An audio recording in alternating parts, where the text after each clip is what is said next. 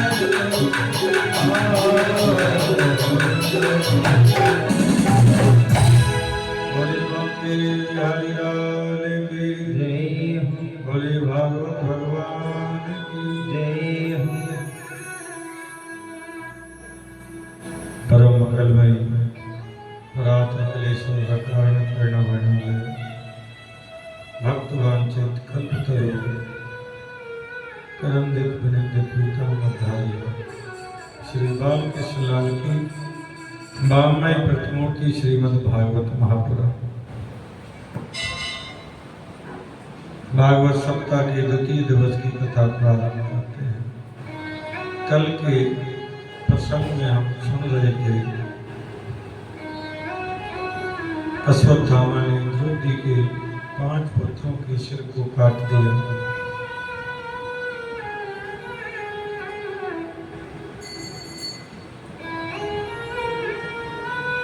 भगवान ने अश्वत्थामा को अपमानित करके निकाल दिया, लेकिन ईर्ष्या रूपी विष उसके मन में आ गया।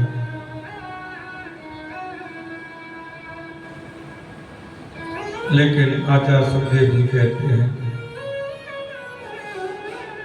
कि देवी मनम यत्र सर्ववासमिति भवा।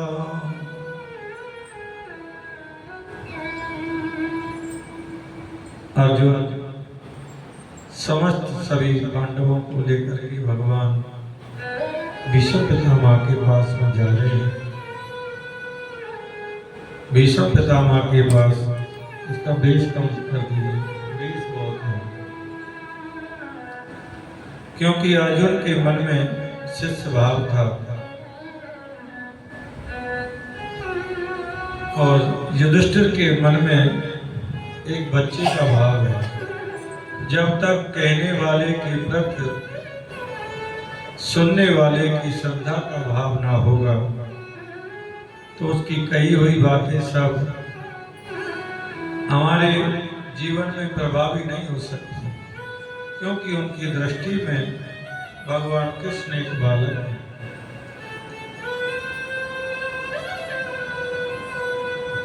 लेकिन अर्जुन की समझ में आ गई, युधिष्ठिर की समझ में नहीं आई। भगवान कह रहे कि जो उपदेश गीता में भगवान ने अर्जुन को दिया, बल्कि उससे भी बढ़िया उपदेश युधिष्ठिर को किया, लेकिन उनकी समझ में नहीं है। मेरे गोविंद समस्त पांडवों को लेकर के भीष्म पितामह के पास जा रहे हैं। भगवान ने सोचा कि युधिष्ठिर के मन में, भाई जी के मन में अभी वात्सल भाव है कि कन्हैया तो अभी बालक है, इसीलिए मेरी कही हुई बात इन पर प्रभावी नहीं हो रही। इसीलिए युधिष्ठिर के पास में ले गए और जाकर के युधिष्ठिर से कहा, बाबा तुम्हारे पौत्र आज राजा बने हैं और राजा को कैसा राजभार संभालना चाहिए, अपने लंबे जीवन का अनुभव इनको बताइए। तो भीष्म पितामह कहते हैं, कन्हैया किसी को आदर देना तो कोई तुमसे सीखे, सब कुछ जानते हुए भी मुझसे खिलवाना चाहते हो। लेकिन मैं कहूंगा क्योंकि तुमने कहा है। भीष्म पितामह कहते हैं राजा को प्रजा का ध्यान रखना चाहिए और पुत्र के समान उसकी रक्षा करनी चाहिए। दान धर्मान राज धर्मान मुख्य धर्मान विभाग सब।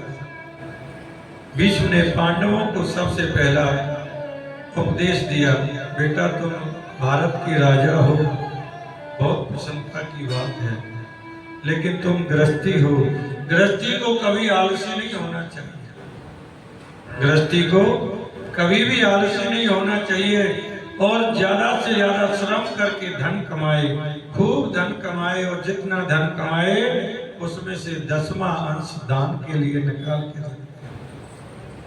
अगर व्यक्ति ऐसा करता है तो उसके जीवन में कभी भी दुख दारिद्र्य कभी नहीं आ सकता। भगवान कीर्तन पवित्र सेवा किए मन पवित्र कर दान, धन पवित्र कर दान, मन पवित्र हरि भजन सो हो त्रिविध कल्याण। शरीर पवित्र होता है सेवा करने से, धन पवित्र होता है दान करने से, मन पवित्र होगा भजन करने से। इसलिए जितना धन कमाए उसमें से 10वां अंश दान के लिए निकालें। ज्यादा से ज्यादा श्रम करें, खूब धन कमाएं। और ऐसा नहीं करते हैं तो वो धन में दोष रहता है, धन के अंदर दोष रहता है। और वो जो दोष क्या करता है, जब हमने धन कमाया इकट्ठा किया, धन कमाया इकट्ठा किया, तो आने वाली जो पीढ़ी है, आगामी पीढ़ी है, उसकी बुद्धि को विकृत किए बगैर धन रह नहीं सकता, धन नहीं रह सकता। आप ऐसे समझ लें कोई बहुत बड़ा कुआं है और उस कुएं में अथाह जल है, बहुत निर्मल जल है, और 10 वर्ष के लिए उस कुएं से पानी निकालना छोड़ दो। 10 वर्ष के लिए कुएं से पानी निकालना यदि आप छोड़ दोगे और 10 वर्ष के बाद वहां जाओ तो उस कुएं में से दुर्गंध आने लग जाएगी, वो पीने योग्य पानी नहीं रहेगा, क्योंकि उसमें जल निकला नहीं, उसमें ठहराव आ गया। ऐसे ही धन तो हमने कमाया, कमा करके जमा किया, कमाया जमा किया, तो वो धन जो है हमारे आने वाले जो बच्चे पीढ़ी है उसकी बुद्धि को विकृत कर देगा। इसलिए जितना हो सके, दिल्ली में कथा कर रहे थे तो एक सेठ जी ने कहा महाराज 50,000 में से 5,000 देने में तो कोई तकलीफ नहीं है, लेकिन जब अमाउंट थोड़ी बढ़ जाती है तो इसमें से कोई डिस्काउंट नहीं हो सकता क्या? भाई यहाँ करोड़ों में काम हो जाए तो फिर इधर माल ज्यादा हो जाएगा। तो भैया बात तो यही है कि 10वें अंश की बात है। 1000 कमाओ तो 100 रुपए अलग निकाल के रख दो, और उस धन से इकट्ठा जो हो रहा है उसी से पूजा करवाओ, पाठ करवाओ, हवन करवाओ, दान पुण्य करो, तो तुम्हारे ऊपर कभी भी भार नहीं रहेगा, क्योंकि वो पैसा भी ठाकुर का है और ठाकुर के कार्य में लगाओ, लंगर लगाओ, सेवा करो, बहुत सारे कार्य हैं। तुम्हें सोचना नहीं पड़ेगा कहीं कथा हो रही है, कहीं यज्ञ हो रहा है, किसी ने कहा भैया 5100 की पर्ची कटेगी, तो सोचने में तकलीफ हो जाएगी। पहले से रखा है उनका दे दो, क्या दिक्कत है? पहले से जमा हुआ होगा तो परेशानी नहीं रहेगी। और ऐसा करने से समाज में हमारी प्रतिष्ठा भी बढ़ती है, गोविंद खूब सम्मान कराते हैं। तो सब प्रकार यत्न करके 10वां दान का। और भीष्म पितामह कहते हैं राजा को अपनी आंखों के सामने पाप होते हुए भी नहीं देखना चाहिए। यदि सामर्थ है तो डट कर के मुकाबला करो, वहीं खड़े हो जाओ, मेरे होते हुए ये आप नहीं कर सकते। और सामर्थ्य नहीं है तो नेत्र बंद करके वहां से चुपके से निकल जाओ। ये बात जैसे विष्णु पितामह ने कही तो महाराज द्रौपदी बीच में खड़ी खड़ी खिल करके हंस गए। भीष्म पितामह के सामने कोई मजाक है हंसे? द्रौपदी हंस गई। भीष्म पितामह ने कहा बेटी तुम्हें हंसी आई क्या? तुम्हें हंसी आई क्यों? द्रौपदी तो घबरा गई। नहीं पितामह गलती हो गई, मुझे माफ कर दी। नहीं बेटी, जो कुलवती नारी होती हैं, जो कुलवती स्त्री होती है ना, जो बिना कारण के उनकी मुस्कुराहट में भी कोई कारण छिपा है। तुम्हें हंसी आई क्यों? तुम्हें मालूम नहीं है तेरी सास की हिम्मत नहीं थी जो मेरे सामने जरा मुस्कुरा जाए, हंस जाए, और मैं इतनी गंभीर चर्चा कर रहा था, तू हंस गई? क्या बात है, तुझे बताना पड़ेगा। मैं इस उल्टा को लेकर के मरना नहीं चाहता, तुझे बताना ही पड़ेगा कि तुझे हंसी आई क्या। द्रौपदी ने बहुत साहस किया, साहस करके कहा पितामह आज तो बड़े ज्ञान की लच्छेदार व्याख्या कर रहे हो, और जिस दिन के पाप होते हुए देखना महापाप है, तो ये महापाप आपने क्यों किया?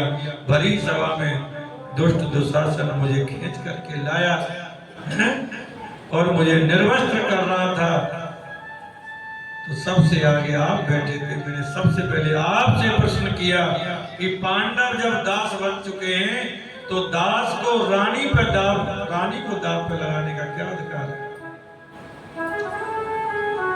आज बड़े ज्ञान की लच्छेदार व्याख्या कर रहे हो आप, पाप होते हुए देखना महापाप है, तो ये महापाप आपने क्यों किया? वो भीष्म जो अपने जीवन में कभी रोया नहीं, आज द्रौपदी की बातों को सुनकर के महाराज नेत्रों से अश्रु प्रवाहित होने लगे। बेटी में वही अभागा भीष्म जिसके सामने तो ये निर्वस्त्र किया जा रहा था, लेकिन मैं क्या करूं, मेरी बुद्धि विकृत हो गई थी। मैंने द्रोधन का दूसरे अन्न खाया था, लेकिन मैं अब शुद्ध हो चुका हूं, पवित्र हो चुका हूं। 54 दिन से बाणों की सैया पे पड़ा हुआ हूँ। अर्जुन ने मेरे शरीर में बाण ही बाण लगा रखे हैं। अब मेरे रक्त की बूंद बूंद करके वो सब रक्त निकल चुका है। अब मैं शुद्ध हो गया हूँ, पवित्र हो गया। अब मेरी बुद्धि शुद्ध हो गई है। द्रोधन के दूसरे तन से जितना भी रक्त बना था सब निकल चुका है।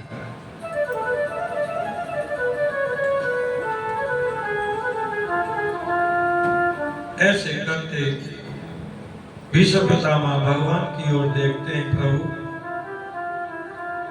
मैंने ऐसा कौन सा पाप किया है जो मेरे शरीर में ये इतने कष्ट में मैं पड़ा हूं।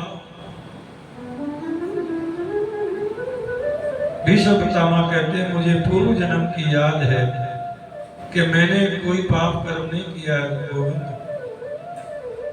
भीष्म पितामह ने 100 जन्मों तक देखा, कोई पाप कर्म नहीं किया, तो फिर यह बाणों की सैया मुझे क्यों, किस लिए मुझे मिली?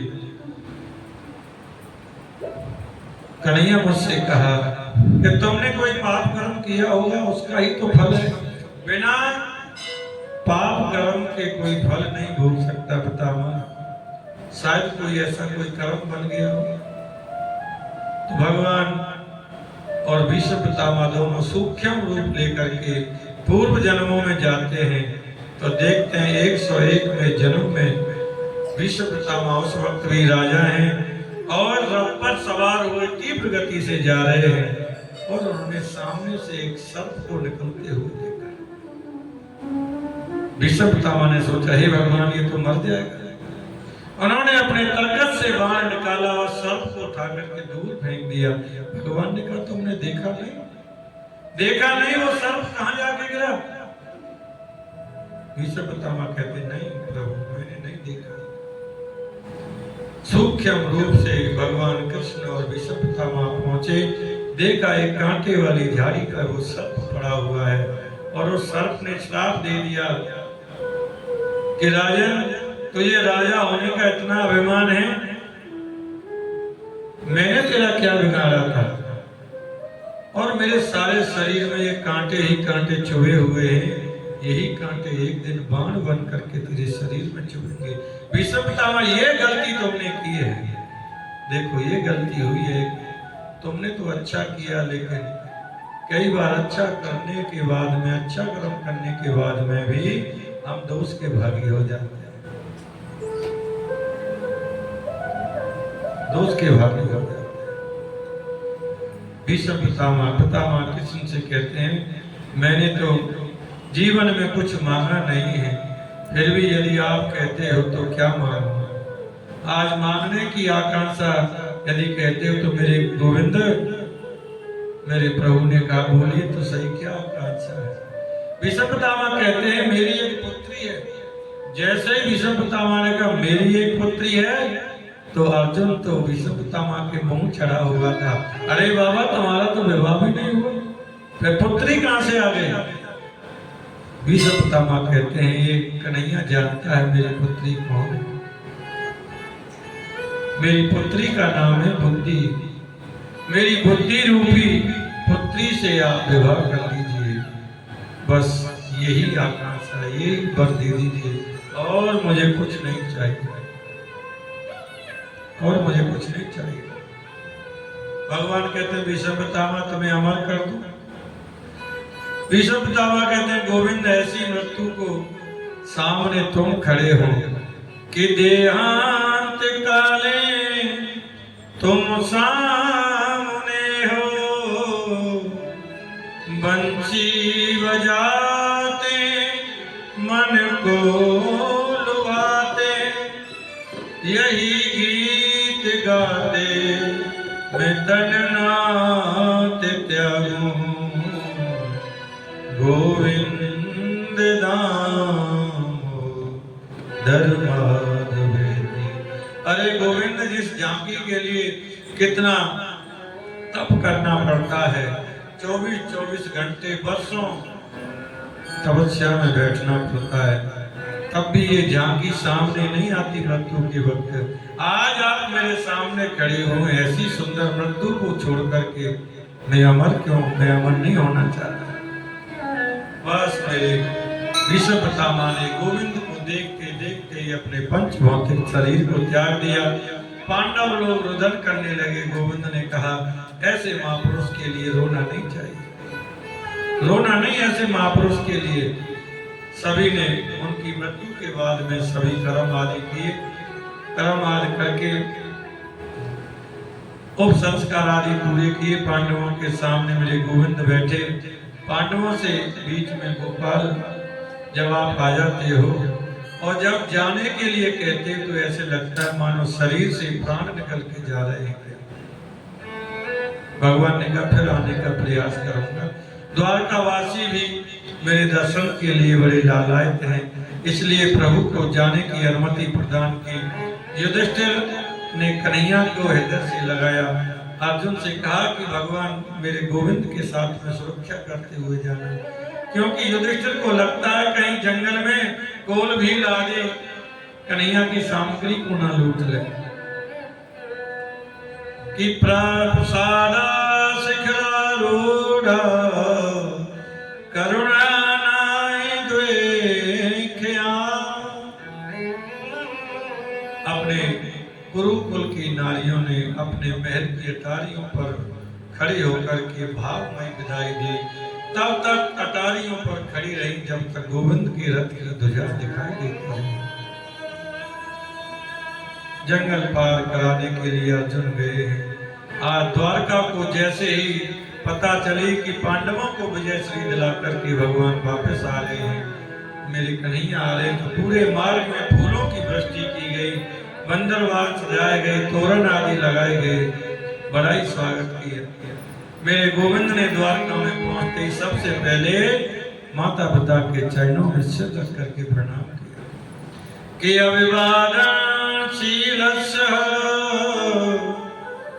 नित्य वृद्धोपसेविना चत्वारे तेषां वर्धन्ते आयुर्विद्या यशोबलम्। आप बहुत ध्यान से सुने। जो अभिवादनशील होते हैं, जो हमसे हमेशा बड़े हैं, उनको प्रणाम करना चाहिए। जो हमसे आयु में बड़े हैं, जो ज्ञान में बड़े हैं, उनको हमें रोज प्रणाम करने से 4 चीजें हमें मुफ्त में मिल जाती हैं। क्या?